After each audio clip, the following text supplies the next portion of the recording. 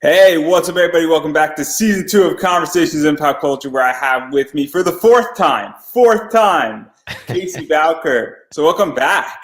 Hey man, glad to be back. How are you doing today? I'm doing good. What about you? Very, very good. Four times means I've had four Kickstarters and I've talked to you about them, which is a little crazy now that I'm saying it. So, technically, we only spoke about 3 Kickstarters. If we Oh, include, that's right. I went on with Ruben too. Okay. All right. I I know get it we're now. not inviting I get Ruben it. on this one. We're so mean, especially if he's Yeah. going to see this. He's probably watching right now. Yeah. Yeah. That's true. That's true. How are you doing today? Yeah. So anyway, we're talking about Hollowed, and obviously Hollow 3 is coming out, or 1 to 3, and so that's sort of the new Kickstarter and everything that's going on. But I want to catch everybody up really quickly on the other stuff, and don't forget A Towel and In Fairy and Pursuit of Plastic, because there's a bunch of people who don't know who you are, and so I want to get them all caught up with everything that's going on before we get into Hollowed. Hi, everybody. I'm Casey Bowker, writer. Writer, really, that's it. I run this thing called DFAT Comics, and it started a few years ago when I launched my first issue for Hollowed. And from that Kickstarter, I partnered with a couple of my friends, and we've done a couple of comics. So, man, let me try to give the elevator pitch. I mean, the comics are all kind of diverse. Like we've got Ruben's working on the Illusion Witch right now. Like that's a fantasy comic. Hollowed is a dark and gritty kind of thriller, like a pulp noir thriller comic, and buddy cop in there as well. We did Pursuit of Plastic, and that was like our Star Wars meets Indiana Jones space fantasy comic. That's the one we didn't talk about. And Fairy, I mean that one's like Sopranos About meets Pursuit of Plastic? What do you mean? We totally spoke about Pursuit of Plastic. dude, the whole year 2020 is obviously still happening, so I don't even know when when I am right now. Casey, this is 2016. What are you talking about? Holy shit, man, that was great. No, okay, cool. Yeah, so we put out a lot of comics, and we're gonna keep doing so throughout this year. So always happy to jump on to Pop Anime and talk about them whenever I do, which apparently I don't remember. Clearly. It also helps because I have all my notes in front of me, and I don't think you have any notes in front of you. I So don't have any notes in front of me. I should do that. I should start taking notes before I get on an interview. I'm very professional. So You are. Anyway, that's the elevator speech, everybody. And now we could all go home. But no. In all seriousness, obviously, In Fairy is a very interesting book, and it's very diverse. And I know you worked on that with Ruben. There's some stuff coming out on that. Obviously, Pursuit of Plastic, if you like toys, that's kind of your book. Obviously, we're going to talk about Hollowed in a second here. And then, yeah, so that's stuff that's going on. And then I know that Don't Forget A Towel has a lot of other stuff. There's a website attached to it, Yeah. and a variety of other stuff dealing with pop culture as well. And so I just want to talk about all that stuff so actually people can go check all of that stuff out too before we really dive into Hollowed. So obviously, if you like anything that we said so far, or you're a big toy buff like I am, and I know you are as well, obviously Pursuit of Plastic is a really good book. If you sort of like a Harry Potter magical mythical beast position, In Fairy is a book that's coming out. I know that issues 2 and I think 3 are supposed to come out this year. Yes, they are. Yep. So now that's all we're going to talk about with those books, because I definitely want to talk about Hollow. It's more my jam. I am a cop guy. I really enjoy cop thrillers. I enjoy like Lethal Weapon. I like Police Academy. Yeah, I also like, that entire dark and boating, and it definitely is more my jam. So let's talk about Hollowed. So obviously lots going on with this, where we have a serial killer / organization that's sort of killing people and then burning out their insides with acid. And he's doing it in a variety of places. I know how we went really dark just now, super dark. Yeah. And he's basically burning people's insides out in certain areas, and it's all pointing towards Buffalo. Yes. And there's some stuff going on. Obviously, one of the cops, Tyler, gets his partner killed. Then another cop from Chicago comes in, who's sort of buddy. His father is his buddies with the police chief from Chicago into Buffalo. And well, there we go. We sort of have a very interesting team up between the two of them. So I'm not too sure what I missed in that. I'm sure you're going to correct me, but that's sort of the basic premise. And where did all of this come from? Because it is a very interesting story and it's going in a certain direction. And obviously the world is expanding and a lot of shit's going on. No, you did a really good synopsis of it. So yeah, there's a serial killer that hollows out its victims' bodies, and these two detectives, Tyler and Vasquez, team up, to try to stop them. Him, her, I don't say yet. People don't know who the butcher is the name that the police give this character. But yeah, so we're in issue 3 of 8. I have it as an 8-issue story arc for these particular characters, and it's fun. It's fun to. I'm not a dark person at all, and it's kind of weird to get into that kind of world and write that kind of stuff. But my more bread and butter is writing the two detectives bouncing off of each other, because I do like Lethal Weapon and Bad Boys, and like I love 48 Hours. Like I love these buddy cop team ups where one's a hard ass, one's a goof off, and you know what I mean, like the banter back and forth. And you got the chief who's always yelling and banging his fist on the desk because they're just screwing things up all the time. So I like writing that stuff a lot. So the darkness, it's there, but I'm more interested in like the fun like dynamic between the characters. So let's talk about that, because I think that's one of the things that's super enjoyable about this book is that we do have Tyler, who tends to be a partier. He tends to sleep with a lot of different women. He tends to be a drinker. He's sort of, the guy whose body is working and he doesn't put any effort in, and it just sort of works out for him. He's abusive. He's sort of a drug addict to some degree, and he's probably on speed, I think is a safe assumption. And then we have Vasquez, who is the exact opposite. The guy works out. His only vice is like drinking coffee and maybe having a cig every once in a while. And he's definitely more like the rough, tough, I'm going to put in the work and outwork everybody else detective. And so we have this crazy situation where, and also I imagine, and I read it, and correct me if I'm wrong, that Tyler's voice is probably higher and more lighthearted than Vasquez's. I get this sense that Vasquez's voice is rougher and tougher as well, which fits his personality in many ways. And so what was that like, putting them together and even coming up with that idea? Because it seems like a trope to some degree, where the unlikely duo comes together, but it does work. And so what was that like in writing that? Because obviously it is the perfect cop situation. Yeah, I mean, what happened with Hollowed is I wrote this script back in college, and the first movie script I've ever written, all the way done, and I sat on it for 15 years, maybe, a really long time, and then I met Darius Johnson, who's the artist on it, at a Comic-Con.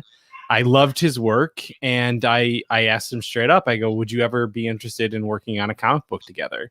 You do the art, and I write it. And then he was like, I'm interested. Talk to me. Tell me what it's about. So I literally told him the entire story from A to Z, and he didn't hang up the phone, and we got to work on it, to be honest with you. So that was in like 2017, and then the first one came out in 2018. So, and it's crazy, like you talk to a lot of indie creators.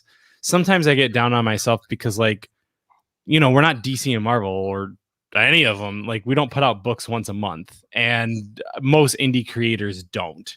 and it's because they usually work real jobs or they have families or whatever. So like you kind of put it out when you can, and when it's when you have that opportunity to do so, unless you're lucky enough to be doing these things full time. So issue 1 came out in 2018, issue 2 came out last year, but I took a long time off because I did have a daughter, and I pushed things back for that. And now I was like, okay, let's get going. So this year, it's March now. I launched in February. So that's issue 3. Issue 4 will come out probably around October. Probably try to hit that Halloween season. Same thing with Fairy 2 and 3. We would like to hit the Halloween season, and then it'll be the first arc. And there's 4 more issues, and then it's over. So it's a complete story, and I answered a really long way about to what was it like to write these. Well, so I wrote the script, and now I just chop up the script and make I was it just longer. interested in the cop component, but that's cool too. Yeah, I know. I'm sorry. So I was I am a huge fan of 7. So the movie or the comic starts out a lot like 7, where you have this gritty thing, you know what I mean? And then I also am a really big fan of From Dusk Till Dawn. So at the halfway point, you know who wrote 7 and what was behind that? Who wrote 7? I believe Zenoscope was behind that. Oh, really? I believe That's crazy. so. Oh, okay. I'm gonna go check it right now. You can, check it. I do like me some Zenoscope.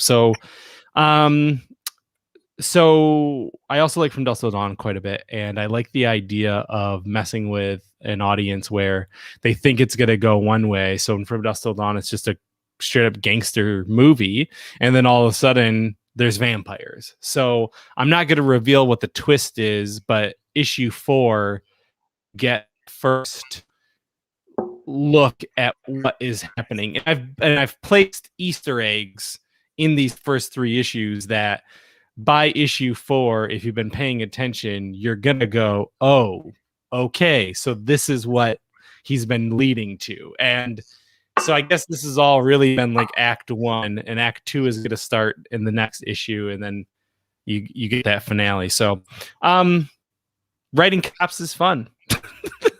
I like the banter, and I like, I at the time when I wrote this in college, of myself as being Tyler, and my friend in college looks exactly like Vasquez, sounds a lot like him. He has a very like deep voice like this, and everything is very enunciated. And I was like, okay, these 2 characters, because I'm not doing a lot of the things that Tyler does, but I'm a little bit more goofy.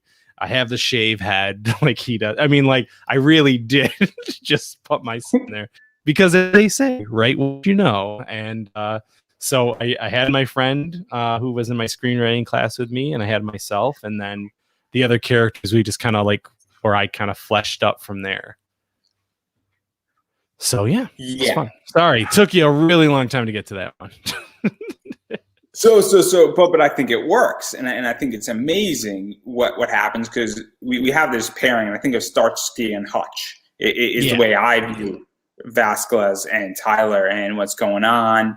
And obviously they have different approaches, and obviously in issue 3, they more or less, according to the cover, and I show that cover in a second here, sort of almost get into a fight. This sort of, I think, says it a little bit, where they're legitimately eye to eye. So that's something that I think is super interesting, because these 2 personalities definitely are going to rub against each other at some point. So what is that like to get that? Because it is very human to it, but they also need each other in some way as well to solve this case, if they solve it at all, because that's still up in the air. That is up in the air, and it's funny that you point that out there. And even with the cover Dark Drew, you've got just the placement of Vasquez right in the upper right hand corner, directly behind Tyler there. So like he's still looking like kind of over his shoulder at the same time, and they are so oil and water. They really do not have the same type of ideas about what it is to catch this killer, but they also are both respected in their field. They're both really good detectives. They just go about things completely different. Tyler is a hothead and Vasquez is not. And eventually, as you can see from the cover on the Kickstarter, Tyler kind of gets his fill of it, and they get into a real fisticuffs over it. And I thought that was just a fun way to kind of showcase, like, this is what you're going to expect some of these relationships to really expand in this issue. Yeah, and I think that we also see on the other side who they're facing relationships expanding and dealing with, and I'm going to spoil something, but issue 2 sort of sees Oren and Sylvia going at it very much as well. And I know that for those who haven't read issue 2, we do see that occurring as well, where it's just not quote unquote the good guys. And again, maybe the good guys aren't the good guys per se.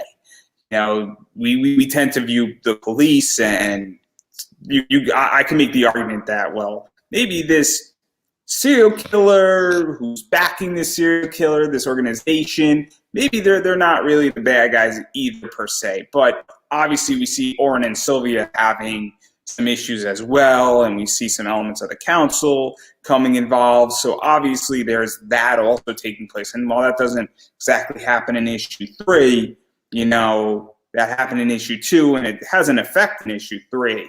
And I'm not trying to ruin anything or spoil anything, but that's sort of in play too.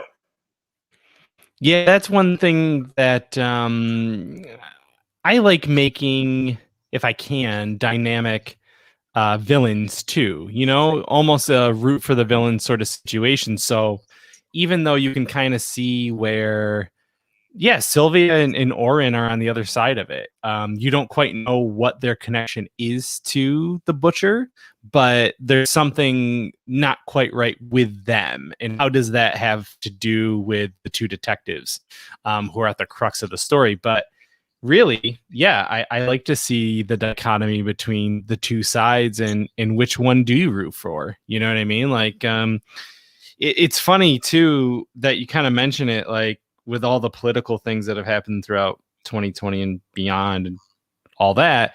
I was writing again, and I'm writing this cop story, and it's like, it's such a different climate. You know what I mean? So like, these characters I think are very human and relatable, and they are diverse, you know what I mean, as well. And I think that, the things that they have to deal with are things that still happen, regardless of the fact of how you feel about the, police situation. Murders are still being committed, and someone's got to solve them. So, I do like that we have these characters focusing on a could be real situation. Yeah, and I think that that's something that also people don't understand, is that, while we have an entire political climate and police issues, there is this issue where they are two detectives, some shit's going down, and, well, they're just being police, and they're trying to solve a case. And I think that's something that, and also it seems very modern in many ways, and it has more of a detective feel to it as well. And I think that plays really well too, because it's now like, okay, there's a real problem going on where somebody is hollowing out people and killing them, and we don't know why. And now this is becoming, bigger than just the city of Buffalo.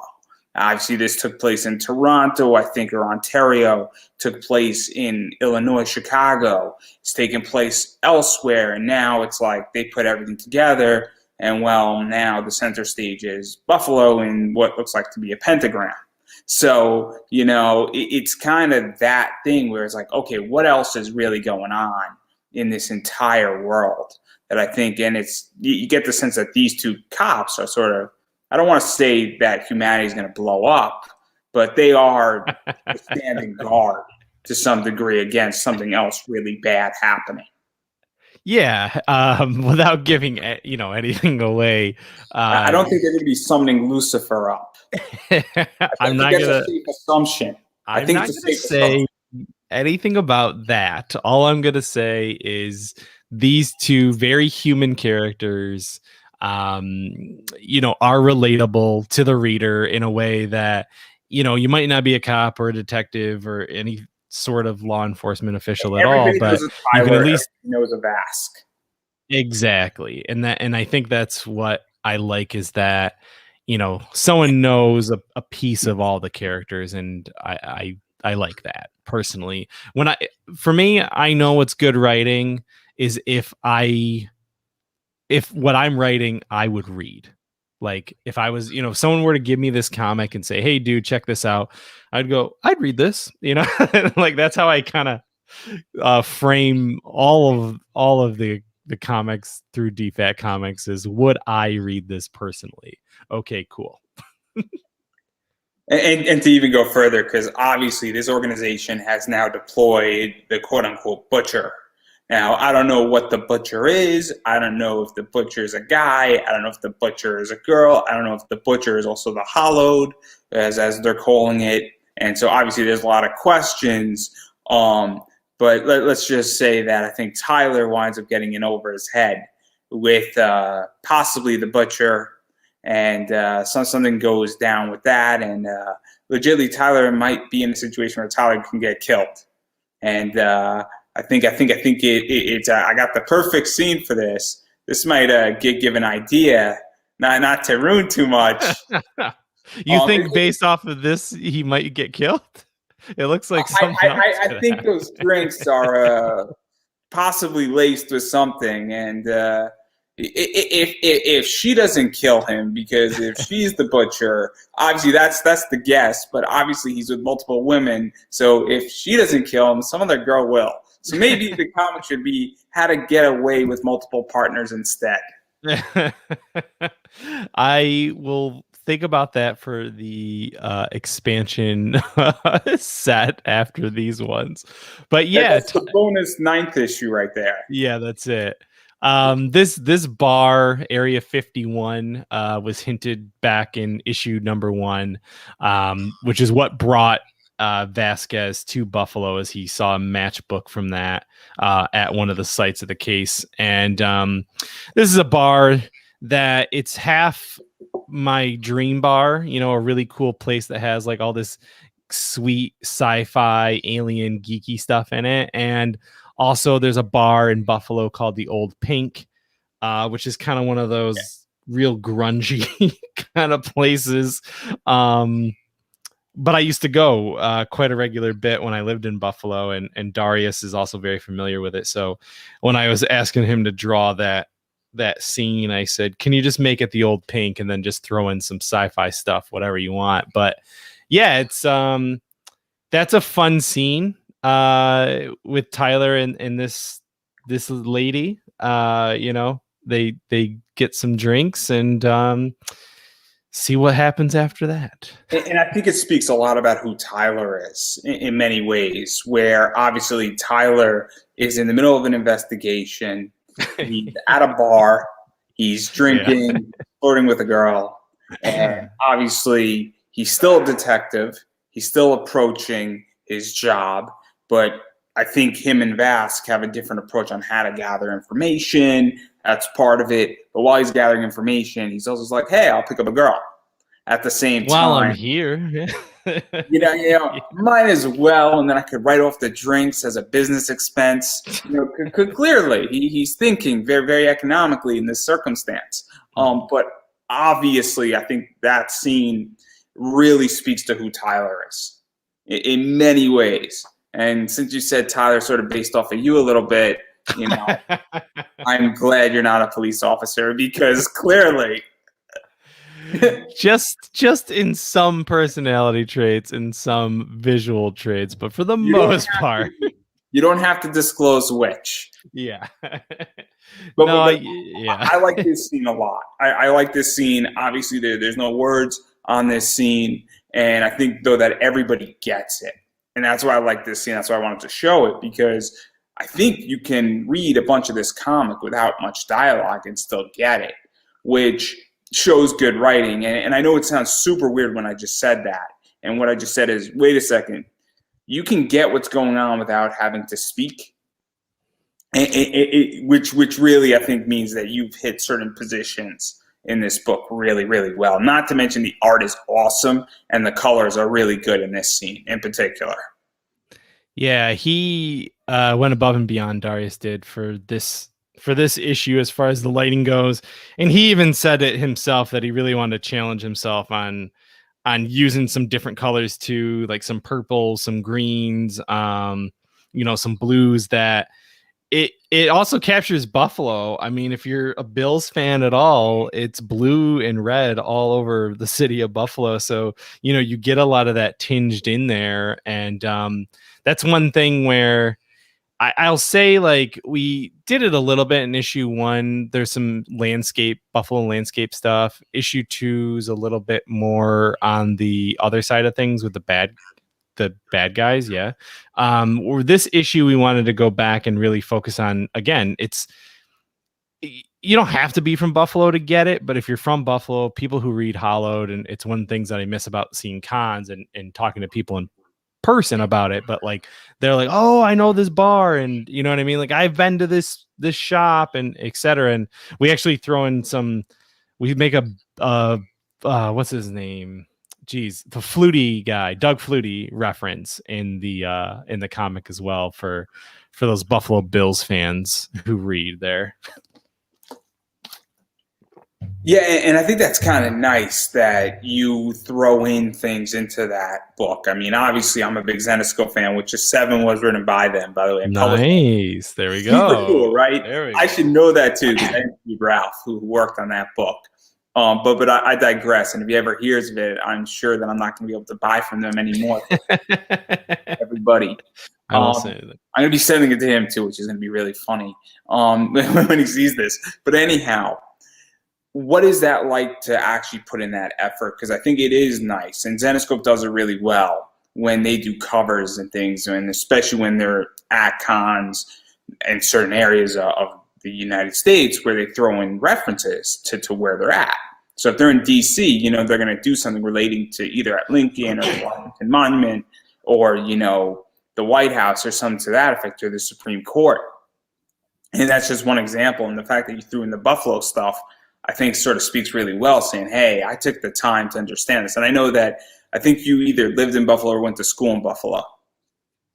Both. Yeah. I went to college there, and I've had family there my whole life. My mom still lives there, and Darius, born and raised there, he's still there. So we mostly do cons in Buffalo together. We'll do all of Western New York, but we like our hometown in Buffalo. And it was important for him too to show some of that stuff. And to your point about what Zenescope will do, he's really good with his prints.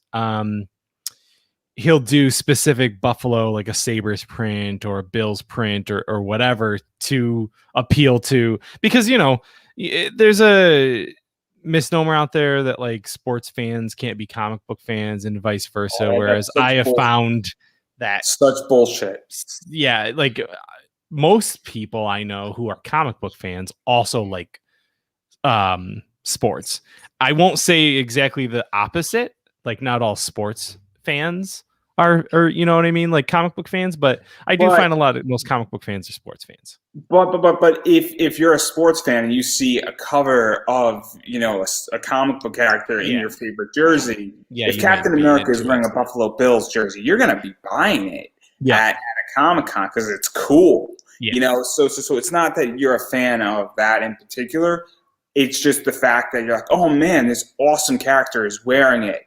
And I think that also the fact when you throw city pride into things, and people say pride's a bad thing. Pride is not a bad thing. It's perfectly fine to be, happy of your home city and be proud of it and throw things in there and have that appreciate in it, especially when you're writing about a place and then you're actually accurately describing it. It shows that you actually care about the book and that you're interested in the book and that you're willing to take the time to say, I understand this culture. And obviously you have a leg up because you grew up there and you went to school there. But even if you didn't and you still went that extra mile, I think it's super important to do that because it makes the book authentic. Yeah, I like that. I hate when it's fake. There's a lot of times when people write about New York and LA and it's like, have you ever been to those places before? You know what I mean? In Oklahoma too. Yeah. So it's just really fun. Yeah, you can tell when there's like that disconnect or what they think is a New Yorker or, you know what I mean? Something like that. But at least for Buffalo, Buffalo's very proud city, extremely proud. And if you are from Buffalo, you don't talk shit about Buffalo. And if anyone does try to, then you're probably going to fight them or something like that. I'm not a fighter, I'm a writer, so I'll get it out that way. But like, you know what I mean? I think that at least for us, it's done really well as far as having that. Like I've sold comics, hollowed comics based off the fact that it's from Buffalo. Regardless of what it's even about. I'm just like, this is a comic book. It takes place in what? Like, it takes place here? I'm like, yeah, it does. Well, I got to get it. I'm like, do you want to know what it's about? I don't know if your 12-year-old's ready to read this yet. But like, hey, I sold the comic. Yeah, so you're encouraging, bringing 12-year-olds into the world of Hollow. I'm so happy. At least to the world of Comic-Cons, yes. Why not? I was corrupted when I was 7, so they have a 5-year, I guess, delay on my corruption. That's it. And I turned out to be perfectly fine. There you go. I don't know about the company who you keep bringing on these things, but yes, you're fine. I know. There are some terrible people who come on to this podcast. Clearly, if you throw the one last night, that should say it all. But anyhow, an hour and 10 minutes of Sonic the Hedgehog mixed with 50 minutes of wrestling. Okay, all right. I could deal with both of those things, to be honest with you. It was probably one of my most fun interviews I've ever done, ever, because it was so out there, and it would have been 20 times better if I was drunk. But that's not the point here. I am a very bad influence, and then most likely this will cost me a job. So clearly, we're doing great here so far. So. All good. But getting back to Hollowed, so obviously a lot of stuff's going on here in this comic, and I know what happens in issue 1 and 2. Some people have not read issues 1 and 2. We sort of spoiled some stuff, but I didn't spoil too much of where it's going with it. I have an idea of where it's going. I think that I've hinted at it, but what can people expect with it? Because I don't want to ruin too much where issue 3 is going. Because there's going to be a twist, and I have a pretty good idea of where it's going to twist and things. And I have my theory, and I might or might not be right or I might be wrong, but obviously stuff is going on here, and I don't think Tyler dies. I think that's a safe assumption. But that would be a great twist. That would be a good twist. I guarantee you, no one will see the twist coming. It's Fast dies. It must be. I don't think anyone will see the twist. But as far as what is happening, Tyler's pregnant. Yeah, that would be a twist. Yeah, it's really hard with comics because it's like you have so much to say, and again, because I don't put it out monthly. Or even bi-monthly, it's like I have to try to jam in a bunch of stuff, but also let's talk about that for a second, because obviously what you're putting it out every 6 months, give or take? Pretty much, yeah. So it's twice a year, and obviously to just go and explain some stuff on the business side, DC, Marvel, Image to some degree, Zenescope, Dark Horse, Dynamite, they can all do monthly books. And because they're writers and they're printing and they have an entire staff that handles all that stuff. Yeah. And so also they're selling directly into Diamond, which also changes the game. If all of a sudden you knew that you were going to be getting, $8,000 every month for this, and that you had a sell-through rate and that you had pre-orders coming in, it would be a very different position, because you'd be able to fund it and eat and pay off your house or pay your rent and everything in between. That's the other side of it. That's also the delaying of it from a business side. So obviously you have to figure out where to end, where to drop a cliffhanger, where to answer questions and all that stuff. And obviously it is complicated when you're throwing in a twist, because if you were writing this as a graphic novel and then releasing the graphic novel, you wouldn't have to worry too much about that per se, especially if it was volumes 1 and 2. You'd have to throw in a big cliffhanger at the end, but you'd have 128 pages to do it. Right. But when you're doing it monthly, you have to end on somewhat of a cliffhanger, but it can't be too big that it's insurmountable. And so it's very tricky in that regard, in handling that, especially when you have a 6-month break. You still want people to jump back on and be able to say, okay, I remember what happened, or they could read like the last 3 pages of issue 2, or you could put it in a paragraph to catch everybody up and it's like, oh, I get it. I remember now. Yeah, what's actually been really nice about this particular Kickstarter for issues 1 to 3, I would say 90% of the backers so far are people who have backed the other issues, which is great, which means I have a fan base. And that is actually very humbling and something I never would have expected ever.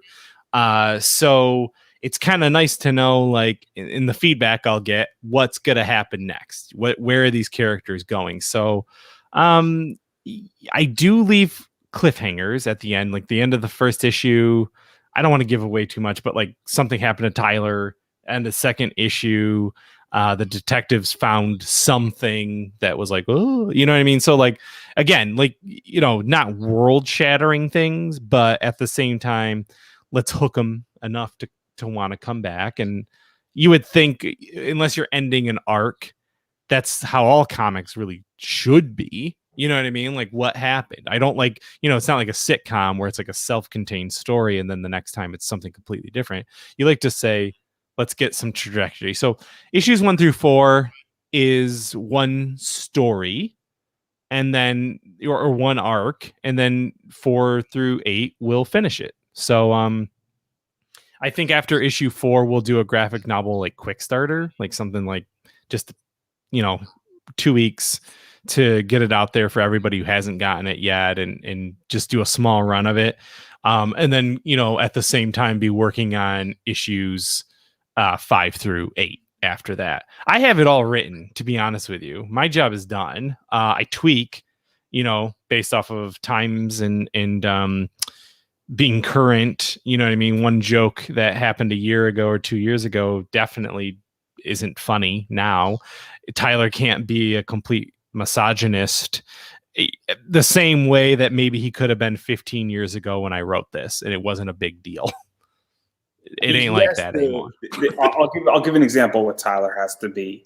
There was something on IWTV called Locker Room Dicks, and it was basically somebody who I like a lot, and the other person is problematic. I mean, I'm purposely avoiding their name, but anybody who knows wrestling and IWTV understands exactly what I'm talking about, where they were basically a manager and a referee investigating crimes in a wrestling locker room. And so they acted like cops, and they acted a little bit like dickish, which I think Tyler is in many ways, but they didn't overstep the line. Yeah. That makes sense. Where you can go and do certain things, and you could have a little bit of an attitude and a little bit of like a New York cop attitude. Yeah. Maybe back in like 2005, where you're still courteous, but like everybody knows that cop attitude, that almost like a detective on the beat, but almost in New York. That makes any sense. It's such a trope, and I think that still is what Tyler is. And I think 15 years ago, that was even further, extremed. And back in 2005, that was okay, because you expected a rougher and tougher cop. And obviously now you need a softer cop to some degree, but you can still have that roughness in there, but it has to be a little bit more watered down. Well, you just got to be aware of, I'm not the same as I was 15 years ago. When I first wrote this script, I'm not that same guy. You know what I mean? And as I go through writing the issues, so I take out the script and then I put those pages into comic book form, and I got to tweak, right? And when I go through that process, I'm like, ooh, I mean, like every writer does this. You're writing, like, how it is, like where you look at something you wrote and you're like, why did this is like, this is horrible. Why would I ever have written this? So like, I'll have to like go and rewrite, and not necessarily like because of the content is bad or anything, but just I don't have that same voice. I feel like it's the same thing with questions. I started doing interviews 6 years ago. Right. The way I write a question now is very different. How fast I write questions, how I conduct interviews, how I even run things, and what I would ask, what I wouldn't ask, judgment, even flow and even structure. I look at interviews that I've written like 3 years ago, and I'm like, oh man, that's not a good interview. That's not a good way to write. Yeah. I mean, I haven't written a comic yet, but obviously I've written a lot of questions in the last year, let alone. I mean, 23 days is a full year of this. And so I'm well aware that even a year ago, last January, actually I wasn't even writing last January. Actually, no, I was writing last January, last March, I should say. Yeah. When I started writing a lot of this stuff, it was very different on how things were structured. So absolutely, right. Like I get the entire process. I just think it's super interesting because obviously you have something that's great and that you just have to almost change the exterior of it a little bit. And you have to, change out like the part, like I guess the shell of a car is a good way to use it. Yeah. The bones are there. It's a great story and I love the characters. It's just, once you get into it under the hood as the car metaphor, then you gotta do some whatever people do under cars. I'm not a car person, but yeah. I gotta tune the engine, tune it, yeah. Shine it up, get it all chromed out, put whatever that stuff is. I collect toys, make it purr and rumble. Yeah, I like cars. Yeah, I learned a lot about cars by playing with Legos, but that's a different discussion. Yeah. I still might be playing with Lego cars. You can't see it, but there's a lot of Legos in this office actually. But yeah. So having said all that, and I'm not going to press you too much more on the actual comic. You got a lot of other stuff going on with this project too. A lot of musical stuff is going on. Yeah. Obviously, you got a soundtrack. You got soundtrack 1, soundtrack 2, and then we got, I think, soundtrack 3. And I'm just going to throw stuff out there where we got Mars, Charlie Vincent, Benadryl, Toxic Project, Light Tracer, Cyberwalker, Macrowave, not Microwave, Macrowave, Max Overdrive, and that's spelled ORVERDRIV, 1986. And Darius Johnson actually did something cool on this as well. And obviously you mentioned he's the artist, in case you recognize the name or you're hearing the name again. He did a lot of that artwork. So what was this like? Because this is also a new concept that's been very heavily into comics, is having soundtracks and having music now as bonus stuff in books in a variety of ways. So honestly, it's not new for me. I've done it since Hollowed. And I've done collectively in the last 4 years. And it is, and it's kind of funny. I remember after Hollowed was printed, issue 1, someone at a con was like, "Hey, did you see?" I can't remember. It was an Image book that was getting a synthwave soundtrack, and I was like, "Are you shitting me?" I was like, "I know nobody at Image knows me, but I just thought it was so crazy that they were doing the same thing." So, yeah, musical component has been a part of every one of the comic book releases from DFAT. All of them have either a theme song, or the Hollowed ones have an entire soundtrack. And I just think it's fun. I just think it's something where it brings the reader even deeper into the experience, to be honest with you. And all those people who've contributed tracks for the soundtrack, they'll release them on their own through their own platforms as well. Their track to sell so that they all make money. I don't make any money off of it. I just, do it as a tier for everybody, as a way to kind of get and and listen to these different artists that you probably, maybe, unless you're a deep synthwave fan like I am, may not have heard them.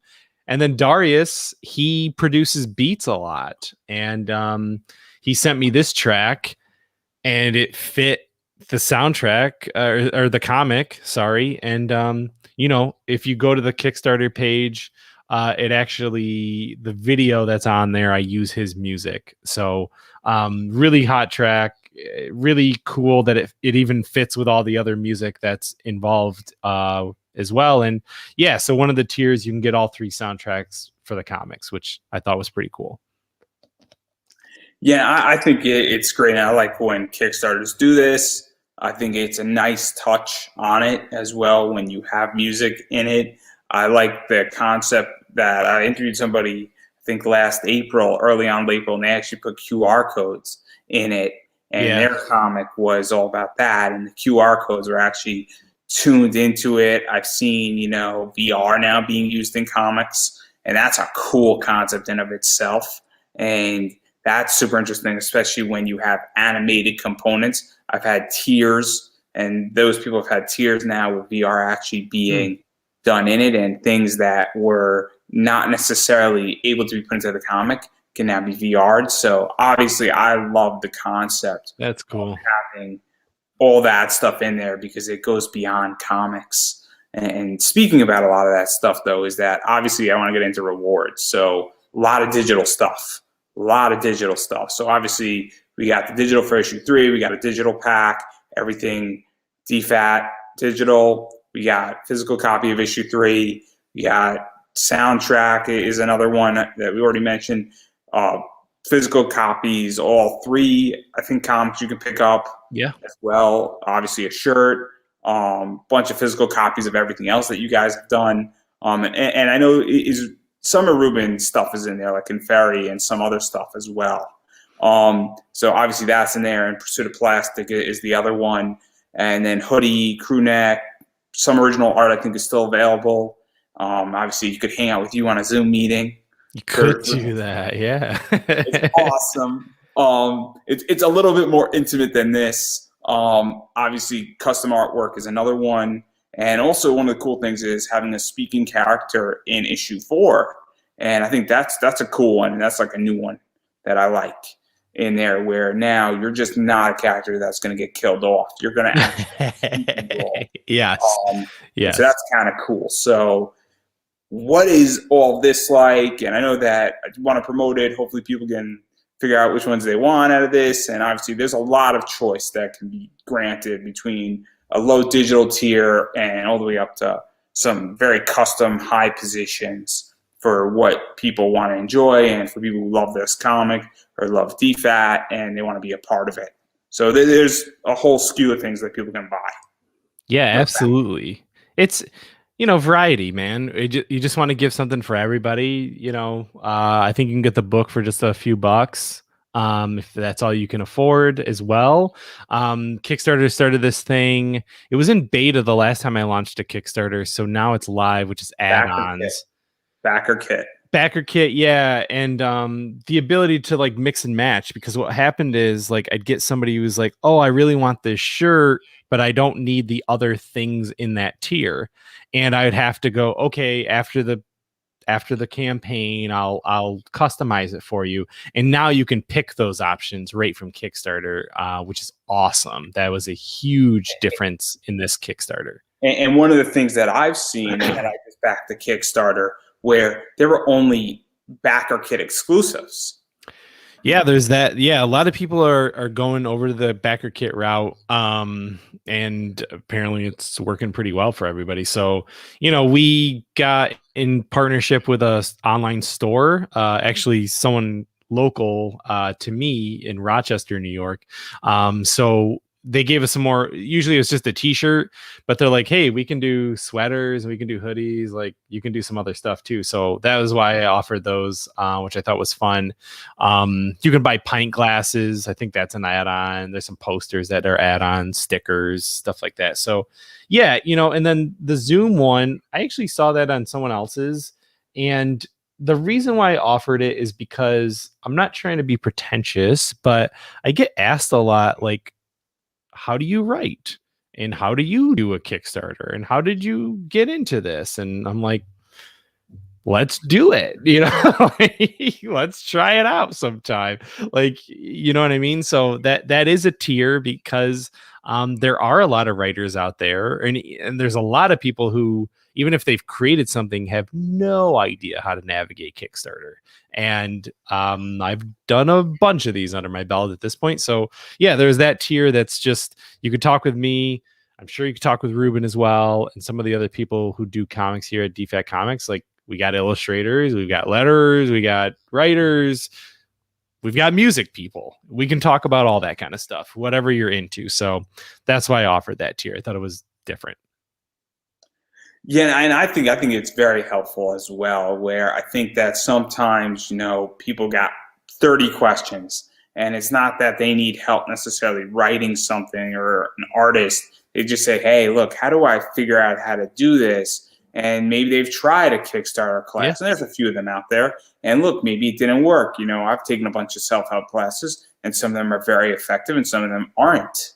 And sometimes, maybe you need a little bit more of a hands-on approach to handling things and analyzing things. And I think it's super interesting, because while we're talking about and doing this interview stuff, obviously, I'm sure that technically you and me can go for 3-4 hours at some point just breaking down a Kickstarter. And we had that with Ruben on. Yeah. And I thought it was a good interview and a good discussion, but obviously that was just the tip of the iceberg in many ways. Yeah. There's so much more in it, and it's so much more complicated with that.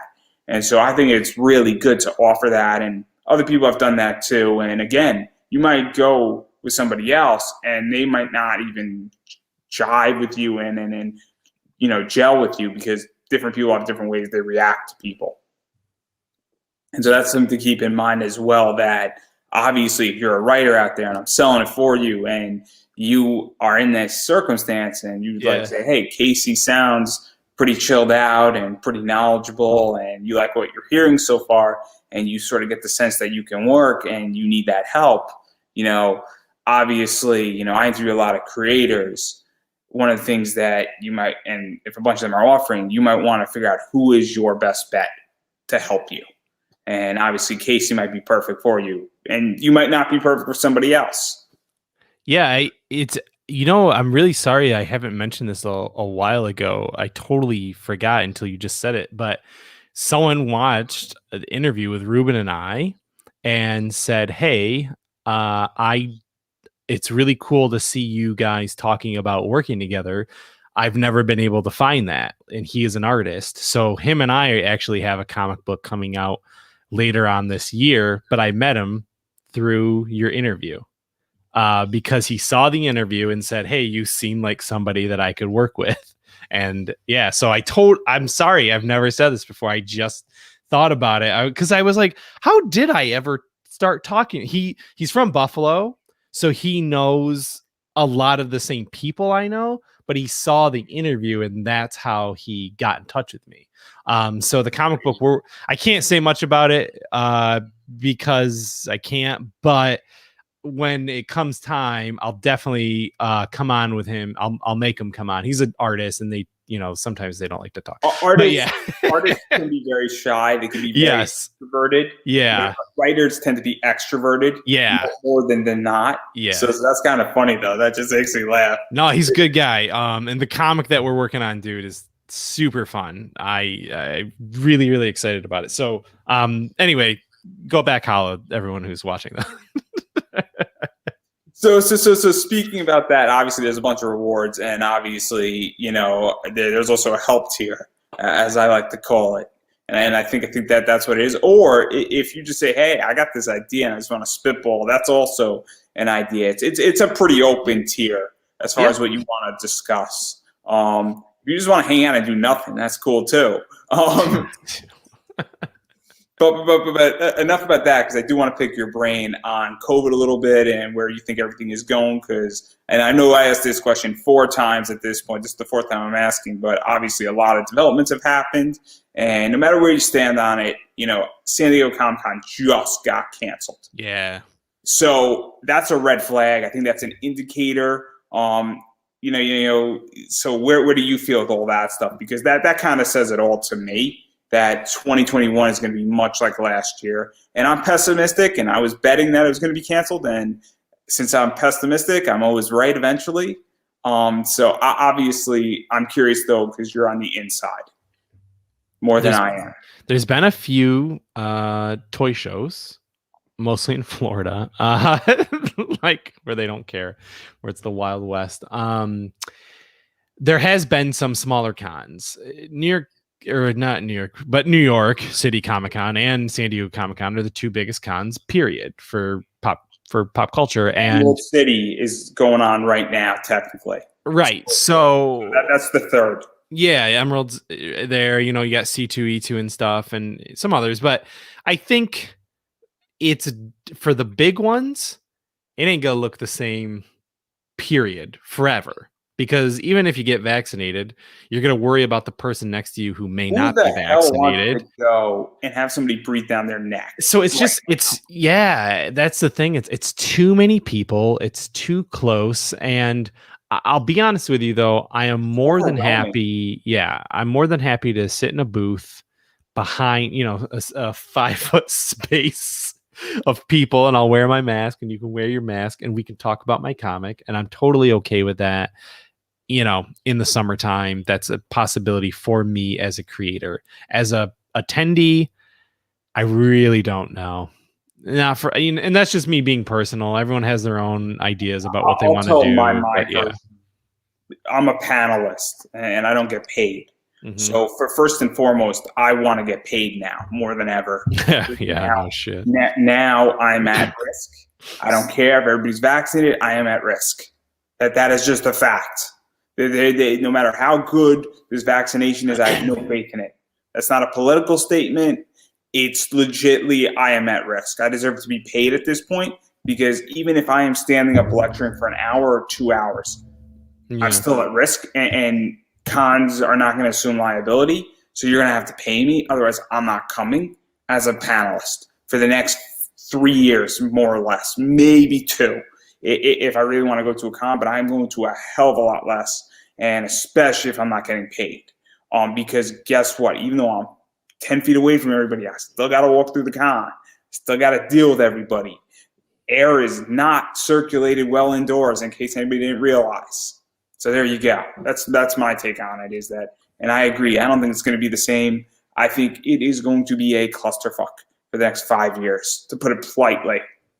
And I think the con landscape has changed, and hopefully it recovers in a more decent way. I also think that things like this are going to be replaced massively. I really think so. I think this is the future, and I think that a bunch of people who are not on board, because a year ago nobody was doing this when I was doing it.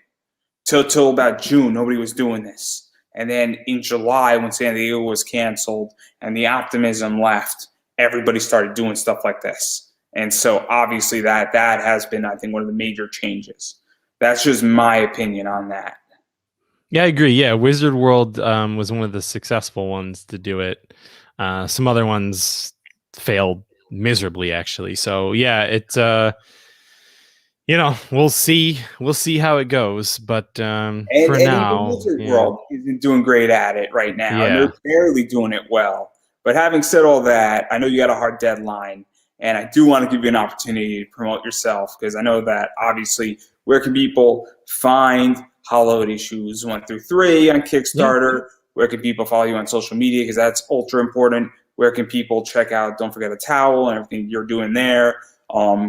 I know you got a podcast, I think, now as well. And you're doing a bunch of stuff. And then obviously Ruben and Illusion Witch just finished up, so everybody can't compete who didn't buy that first issue, which I'm going to find that Easter egg, everybody.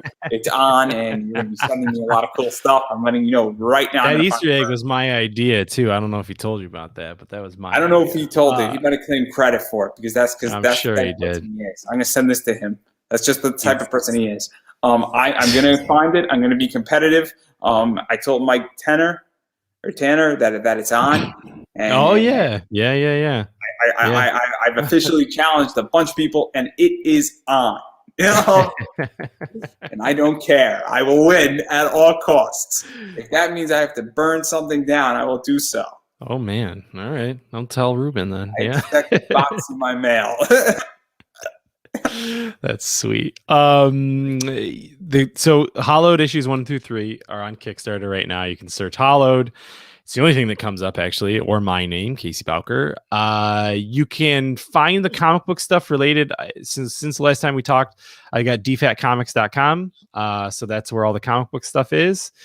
And then the podcasting side of things is dfatentertainment.com. We are maybe possibly going through a rebranding. We've been doing it for 9 years now. And we're kind of thinking about changing some things around with Don't Forget a Towel. Not going anywhere, but work smarter, not harder. So yeah, we've more podcast, geeky podcast, more comic book stuff between Ruben, myself, my other partner, Chris Walk. So we've got a lot of great things for 2021. We're super excited about it. So luckily, there's people like you who give us a platform to talk to people, and that's always really exciting to connect with everybody. Like I said, I got a an writer partner out of this, so thank you. I really appreciate it.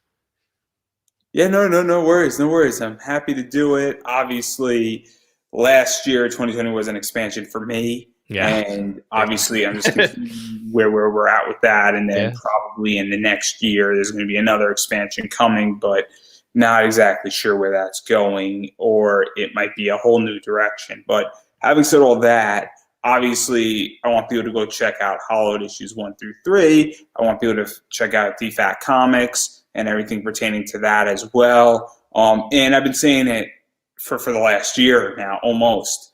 You have to support indie, and typically you have to support economically. What that means is that you have to buy creators' books. You have to back Kickstarter. You have to back Indiegogos. You got to back, if you miss a Kickstarter and you got it on a web store, you got to buy it there, because that is the lifeblood of all of this. It is super important to do that. Obviously, talking about it and engaging about it, that's all great. And people appreciate that tremendously, but you have to buy, because that does make the difference. Having said that, though, if you are in a financially tough position, things are rough in your household. Obviously, COVID has been rough across America and across the world. Please keep your rent paid, your mortgage paid. Yeah. Make sure your kids are good if you got them. Make sure you got food, water, shelter. You got 4 walls. Your house is sturdy. If you got a dog, make sure your dog is taken care of and healthy and all that stuff. Obviously, make sure you got internet. If I didn't say it already, electricity is a big one. Super important to make sure. Also, make sure that you're okay for the next month. Before you go back anybody's project, please make sure you are okay, because it is, in my opinion, about to get a lot tougher. And that is my viewpoint. I think we are far from out of this.